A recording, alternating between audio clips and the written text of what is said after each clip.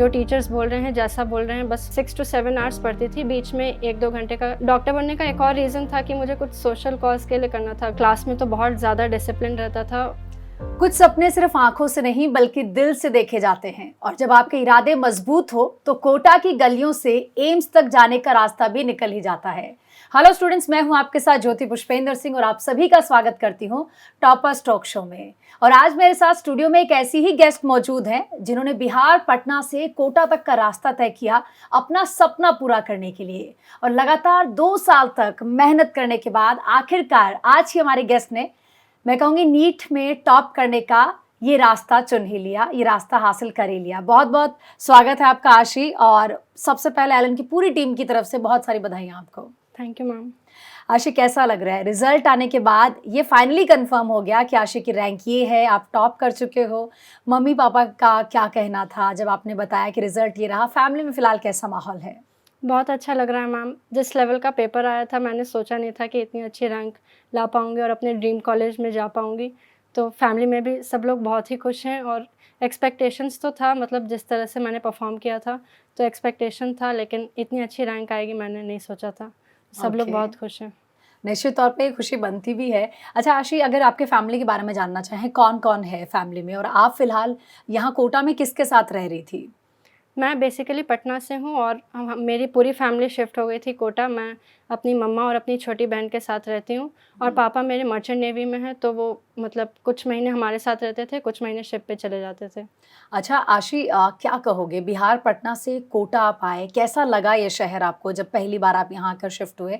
मतलब मैंने देखा है बिहार, यूपी, एमपी, बहुत सारे स्टेट, बहुत सारे सिटीज़ से बच्चे स्पेशली यहाँ सिर्फ जेईई नीट के लिए आते हैं। तो अगर मैं आशी से पूछूं कि उसका ओपिनियन क्या है इस शहर को लेकर?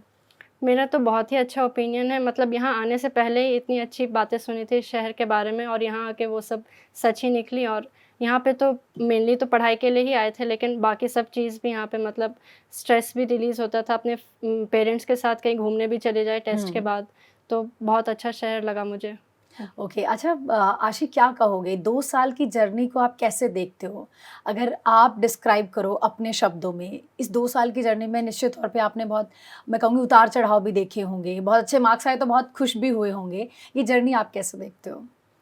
मैम, बहुत अप्स एंड डाउन्स वाली ही जर्नी है। यहाँ पे जब आई थी तो फिर सबका सैक्रिफाइस याद आ रहा था मुझे कि पूरा अपना मेरा स्टेट छोड़ के हम लोग यहाँ आए अलग शहर में रहने के लिए। मेरे पेरेंट्स मेरे साथ है, वो लोग मेरे साथ ही रहना चाहते थे, सपोर्ट करना चाहते थे।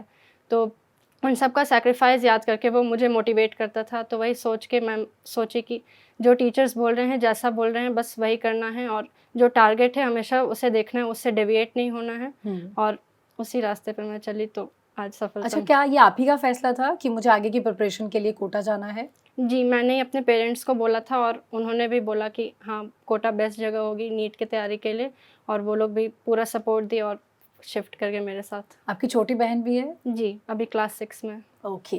निश्चित तौर पर मुझे लगता है वो अपनी बड़ी बहन से बहुत इंस्पायर होने वाली है। क्या उनका एग्जैक्टली क्या रिएक्शन था जब उनको पता है कि आप ये रैंक लेकर आए हो? वो भी बहुत खुश थी, मतलब उसकी दीदी का ऐसा रैंक आया तो वो भी बहुत खुश थी। ओके। अच्छा, क्लासरूम में कैसा माहौल रहता है आशी, अगर आपसे पूछूं तो? और क्या फ्रेंड्स बनाए आपने, और किस तरह से आप देखते हो अपने टीचर्स को? क्या माहौल एग्जैक्टली, जैसे हम बहुत सुनते हैं कि कोटा के फैकल्टीज़ बहुत अच्छे होते हैं, कोटा में फैकल्टीज़ पढ़ाने का तरीका बहुत अलग होता है, हम जितने भी स्टूडेंट्स से सुनते हैं। तो अगर आशी बताना चाहे उन स्टूडेंट्स को जो शायद एलन आकर कोटा आकर पढ़ना चाहते हैं, यहाँ फैकल्टीज़ कैसे पढ़ाते हैं? यहाँ पे तो मतलब स्कूल और जैसा अभी तक मैंने पढ़ा था वहाँ से बिल्कुल अलग सिस्टम है एकदम। क्लास में तो बहुत ज़्यादा डिसिप्लिन रहता था, और टीचर्स मतलब फ्रेंडली तरीके से ही पढ़ाते थे, उतना स्ट्रिक्टली भी नहीं पढ़ाते थे। तो और क्लास में बहुत सारे बच्चे थे, तो उनको भी देख के थोड़ा मोटिवेशन मिलता था कि ये लोग इतना पढ़ रहे हैं तो मुझे भी उनके साथ कम्पीट करना है, उतना मुझे कवर करना होगा।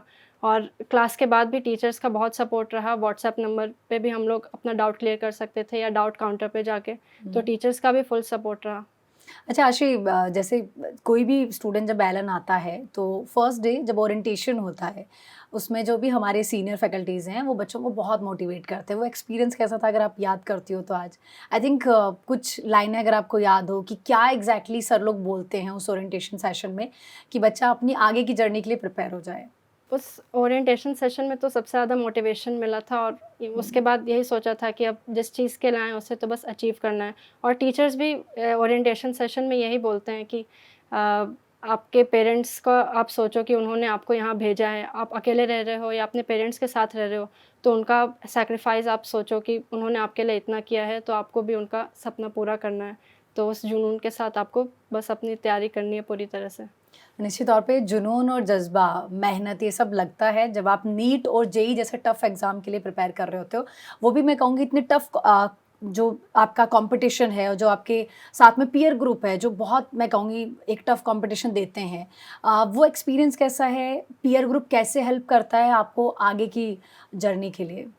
पीयर ग्रुप तो बहुत ज़रूरी था और मेरे जर्नी में भी बहुत हेल्प किया। मतलब मेरे तो लिमिटेड फ्रेंड्स थे, लेकिन वो भी बहुत अच्छा परफ़ॉर्म किए हैं, और उनके साथ में अपना सारी चीज़ें भी शेयर करती थी, पढ़ाई से हट के भी कुछ उनसे शेयर करती थी, और डाउट्स वगैरह भी हम लोग डिस्कस करते थे। एक टाइम फिक्स कर देते थे कि यहाँ पे सब कोई अपने डाउट्स लाएँगे या कुछ-कुछ नए क्वेश्चंस लाएँगे एक दूसरे से पूछने के लिए, या फिर कुछ रिविज़न करते थे साथ में, तो उसने भी बहुत हेल्प किया। अच्छा, आपको क्या लगता है जैसे कुछ बच्चे सोने पे ध्यान नहीं देते, फिर रिजल्ट निकलता है कि पता चले तबीयत खराब हो गई है, तो स्लीप आवर्स कितने इंपॉर्टेंट है कि प्रॉपर आप नींद लो, ये कितना ज़रूरी है एक स्टूडेंट के लिए? मेरे साथ भी हुआ था। मैं 11th में, मतलब मैं सोचती थी कि अगर थोड़ा कम भी सो लूँगी, थोड़ा होमवर्क ज़्यादा कर लूँ या फिर थोड़ा प्रैक्टिस कर लूँ, तो लेकिन उसका फिर मुझे भी थोड़ा कॉन्सिक्वेंस झेलना पड़ा, और मेरे पेरेंट्स भी बोलते थे कि मिनिमम तो 7 आवर्स तो ज़रूरी है। तो फिर मैंने धीरे-धीरे करके उसे बढ़ाया, तो 7 टू 8 आवर्स मैं लेती थी प्रॉपर स्लीप। ओके। अच्छा, क्लासरूम का माहौल आपने बता दिया। सिली मिस्टेक्स हमने बहुत बार स्टूडेंट से सुनी है कि पूरी इस जर्नी में सिली मिस्टेक्स ही है जो सबसे ज़्यादा स्टूडेंट्स का परफॉर्मेंस ख़राब करती है, अगर उसने सही तरह से उन्हें समय रहते कम नहीं किया तो मॉक टेस्ट और मेजर टेस्ट कैसे हेल्प करते हैं? प्लस सिली मिस्टेक्स का आपका क्या वे था कम करने का? मॉक टेस्ट के बारे में तो यही कहना चाहूँगी कि वो तो जर्नी में सबसे इम्पॉर्टेंट रहे, क्योंकि उसी में हमें डिसाइड करना होता है कि हमारी स्ट्रैटेजी क्या होगी पेपर को अटेम्प्ट करने की, कौन सा सेक्शन हमारा स्ट्रांग है तो उसे पहले अटेम्प्ट कर लें या बाद में अटेम्प्ट करें, किस सेक्शन को कितना टाइम देना है। और सिली मिस्टेक्स के लिए तो हमारे टीचर्स भी यही बोलते हैं कि मिस्टेक्स को तो एक डायरी में लिखते रहना चाहिए और टाइम टू टाइम उसे रिव्यू करते रहना चाहिए, ताकि ध्यान में रहें कि अगले टेस्ट में जा रहे हैं तो वो मिस्टेक्स रिपीट नहीं करनी है। अच्छा आशी, क्या आपको याद है जैसे 11th और 12th 2 साल आप यहाँ रहे हो, सबसे पहले जब टेस्ट दिया था तो क्या मार्क्स थे? और क्या अगर कम थे तो क्या डिमोटिवेशन हुआ था और ज़्यादा थे तो क्या हुआ? मेरे फर्स्ट टेस्ट में तो 715 आए थे, ओके। लेकिन मेरी रैंक उतनी अच्छी नहीं थी, क्योंकि उसमें 720 भी बहुत सारे बच्चों के आए थे। ओके। तो मुझे, मतलब डिमोटिवेशन तो नहीं हुआ, लेकिन लगा था कि जब सबके 720 आ रहे हैं तो मुझे भी लाने ही है, और उसमें भी मेरी सिली मिस्टेक हुई थी, तो उस पे ओके। फर्स्ट टेस्ट से ही मैंने थोड़ा ध्यान देना शुरू किया सिली आई थिंक मिस्टेक्स। आपके 10th में 99% मार्क्स है ना? जी। तो मुझे लगता है क्या ही छोड़ा आपने। ओके। अच्छा, अपने शहर में, अपने क्लास में, अपने स्कूल में टॉपर होना एक अलग चीज़ है, लेकिन जब आप एलन आते हो तो यहाँ क्लासरूम में हर किसी के 98-99% ही मार्क्स होते हैं। तो जी। क्या एग्जैक्टली लगता है ऐसा कि यार यहाँ तो हर दूसरा बच्चा टॉपर है? तो जी। ये डराता है या लगता है कि नहीं, मैं अच्छे स्टूडेंट्स के साथ अच्छे माहौल में पढ़ाई कर रही हूँ तो मुझे कुछ अच्छी हेल्प होने वाली है? नहीं, मतलब मैंने डरा तो नहीं था, लेकिन मतलब वही कंपटीशन रहता है कि सब इतना अच्छा कर रहे हैं तो मुझे भी उनको, मतलब कॉम्पीट करना है उनके साथ और अच्छा परफॉर्म करना है, तो वो मोटिवेशन मिलता है, उससे डर तो नहीं लगता। अच्छा आशी, आपको डॉक्टर ही क्यों बनना था? कोई फैमिली में पहले से है डॉक्टर, या आपका बचपन से सपना है, या मम्मी पापा का सपना है? नहीं, मेरा तो पहले मैथ्स ही मेरा फ़ेवरेट सब्जेक्ट था, तो ओके। मेरा क्लास 8 तक तो था कि मुझे आईआईटी ही देना है। लेकिन 9-10th में थोड़ा-सा मेरा इंटरेस्ट बायो की तरफ गया, और डॉक्टर बनने का एक और रीज़न था कि मुझे कुछ सोशल कॉज़ के लिए करना था, अगर मैं डॉक्टर बन जाऊँ तो कुछ बाकी लोगों की हेल्प कर सकूँ। तो ये भी एक रीज़न था, और बायो में थोड़ा इंटरेस्ट 9-10th में आ गया था। ओके, ये एक बड़ी बात आपने बताई। मैथ्स में आपका बहुत इंटरेस्ट था, लेकिन जी। आपने बायो चूज़ किया। अच्छा, तो आपका फेवरेट सब्जेक्ट अभी फ़िलहाल बायो ही है? नहीं, अभी तो फिज़िक्स है। फिज़िक्स है। अच्छा चलिए, फिज़िक्स से मुझे याद आया, एग्ज़ाम वाले दिन हम स्टूडेंट्स के रिएक्शन रिकॉर्ड करने गए थे, तो हमने लाइव भी किया था। तो जितने भी स्टूडेंट्स हमें सेंटर पे मिले, मतलब हर दूसरे स्टूडेंट का कहना था फिज़िक्स बहुत टफ आई है। क्वेश्चंस इतना घुमा-फिरा के पूछा गया, पूरा टाइम ही चला गया। आप क्या कहोगे, इस साल के पेपर का डिफ़िकल्टी लेवल कैसा था? और आपने पेपर को जब देखा तो एग्ज़ैक्टली आपका क्या, मतलब उस टाइम पे स्टेट ऑफ माइंड क्या था? पेपर तो अभी तक का मुझे लगता है हिस्ट्री का सबसे टफेस्ट था, नीट का, और मुझे भी टफ ही लगा था। और मेरा स्ट्रैटेजी ये रहता है कि पहले फ़िज़िक्स अटेम्प्ट करूँ। तो मैंने फ़िज़िक्स से ही शुरू किया और मेरा जो सेट था उसमें स्टार्टिंग के कुछ क्वेश्चंस तो आसानी से बन रहे थे। लगभग 15-16 क्वेश्चंस मैंने बना लिए। उसके बाद फिर अगले जो क्वेश्चंस आ रहे थे वो थोड़े लेंथी लगे मुझे, थोड़ा मतलब कैलकुलेशन उसमें ज़्यादा था, तो मैं उसे छोड़ते गई और ऐसे 1 क्वेश्चन 2 क्वेश्चन आते गए तो थोड़ा पैनिक सिचुएशन भी क्रिएट होने लगा। तो फिर मैंने सोचा कि अभी फ़िज़िक्स को छोड़ के केमिस्ट्री बायो कर लूँ, क्योंकि फ़िज़िक्स अगर ना हो तो उसके चक्कर में केमिस्ट्री बायो भी अफ़ेक्ट हो जाएगा। तो केमिस्ट्री बायो तो फ़िज़िक्स का कंपैरिज़न में आसान ही था। तो वो जब बनने लगे क्वेश्चंस तो फिर मुझे तो थोड़ा कॉन्फिडेंस भी आया। जी। उसके बाद लास्ट में मतलब ओएमआर वगैरह मैंने भर ली, तो आधा घंटा बचा हुआ था मेरे पास, तो उसमें मैंने जो बचे हुए क्वेश्चंस थे फिर उसे किया। तो मेनली एग्ज़ाम में यही सोचा था कि अब पेपर टफ़ आया तो सबके लिए ही टफ़ है, तो अपने आप को काम रखना है और अपना बेस्ट देना है।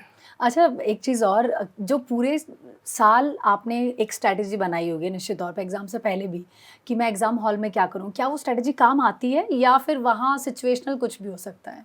मेरा जो एक्सपीरियंस था उसमें तो कोई भी स्ट्रैटेजी काम नहीं आई, क्योंकि मैं स्टार्टिंग में 1 आवर फ़िज़िक्स के लिए रखती थी, जिसमें मतलब रिवीजन और रीचेक जो भी क्वेश्चंस करने हैं वो करके मेरा फ़िज़िक्स 1 आवर में कंप्लीट हो जाता था। लेकिन इस बार तो 40 मिनट्स में ही मुझे लगता है कि मेरे 10-15 क्वेश्चन बच गए थे।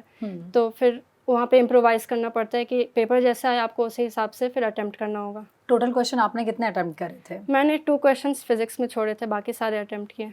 Nice, okay. तो पेपर देने के बाद क्या एक कॉन्फिडेंस था अपने आप पर, जिस तरह से आपने पेपर अटेम्प्ट किया था, कि मैं एक अच्छी रैंक लेकर आ ही जाऊँगी? मैंने तो 2 क्वेश्चंस छोड़े थे और बाकी बच्चों से भी मैंने पूछा तो उन्होंने ज़्यादा क्वेश्चन छोड़े, तो उस समय थोड़ा लग रहा था कि अच्छा आ सकता है, लेकिन ज़्यादा होप नहीं रखा था मैंने, क्योंकि कुछ डाउट वाले क्वेश्चन थे जो मैंने मतलब चेक नहीं कर पाई थी टाइम की कमी की वजह से, तो था कि कुछ अच्छा होगा, लेकिन इतना ज़्यादा होप नहीं किया था। ओके। अच्छा आशी, आपका क्या वे है एग्ज़ाम से ठीक पहले, आप रिवीजन कैसे करती थी, या क्या आपने पूरे साल पहले से ही शॉर्ट नोट्स प्रिपेयर करके रखे थे? क्योंकि ऑब्वियस है कि आप पूरे साल के चैप्टर सारे एक साथ तो रिवाइज़ नहीं कर सकते हो, तो आपका क्या तरीका है? मैंने शॉर्ट नोट्स तो नहीं बनाए थे, लेकिन हम लोग का जैसे टेस्ट होता था तो उसमें कुछ बैक यूनिट आते थे। तो ओके। जो सिलेबस डिफाइंड था उसको मतलब टारगेट रहता था कि 4 वीक्स में जो सिलेबस दिया गया उसे तो कंप्लीट करना ही है। और इतने सारे टेस्ट होते थे कि वो साथ के साथ रिवाइज़ होते रहता था। तो लास्ट में जब हर अल्टरनेट डे हमारे टेस्ट शुरू हो गए तो फिर रिवाइज़ नहीं भी करने पे कॉन्फिडेंस रहता था कि अब इतनी बार रिवाइज़ कर लिया है कि अब सब कुछ याद है, तो अब उस समय क्वेश्चन प्रैक्टिस पे ज़्यादा ध्यान दे सकते थे। अच्छा, आपकी जर्नी को बहुत ही ज़्यादा मैं कहूँगी हैम्पर कर देता है जब आपके बैकलॉग कहीं रह जाता है। तो क्या आपके साथ हुआ ऐसा कि कभी बैकलॉग रह गया हो, किसी भी वजह से? फॉर एग्ज़ाम्पल आप बीमार हो या किसी वजह से होमवर्क नहीं कर पाए हो, फिर उसे कैसे कवर किया? मैंने मतलब कोशिश तो की थी कि कोई भी बैकलॉग ना रहे, लेकिन कुछ जैसे होमवर्क में ही रह गया या कभी तबीयत ख़राब हो गई, तो उसे कोशिश मतलब रहती थी कि टेस्ट के बाद 1 वीक में उसे कंप्लीट कर लूँ, ताकि अगले टेस्ट में उसका नुकसान ना हो। ओके, तो बाकी स्टूडेंट्स को आप बैकलॉग को लेकर क्या एडवाइस करोगे? मैं तो ये बोलूँगी कि जो सिलेबस डिफाइंड है जिस टाइम में, उसी में कंप्लीट करना चाहिए, क्योंकि बैकलॉग अगर रहेगा तो फिर आगे भी आपको जो पढ़ाया जाएगा वो आप पढ़ोगे, लेकिन आपको लगेगा कि पिछला वाला अभी रिवाइज़ नहीं किया या कुछ बाकी है। तो वो दिमाग में एक स्ट्रेस रहता है कि कुछ पेंडिंग है, तो वो स्ट्रेस नहीं रखना है। ओके। अच्छा, जब नए-नए आए होंगे कोटा में और जब एलन क्लासरूम में जा रहे होंगे, तो जैसे हमने बहुत सारे स्टूडेंट्स से सुना है कि स्टार्टिंग में आपको डाउट्स को पूछने में बड़ा हेजिटेशन होती है, स्पेशली क्लासरूम में जब आपको पूछना हो। अब आपको लग रहा है टीचर पढ़ा रहा है और इंस्टेंट मुझे कुछ समझ नहीं आ रहा है, मुझे कोई डाउट है, तो ये हेजिटेशन आपने कैसे कम करी?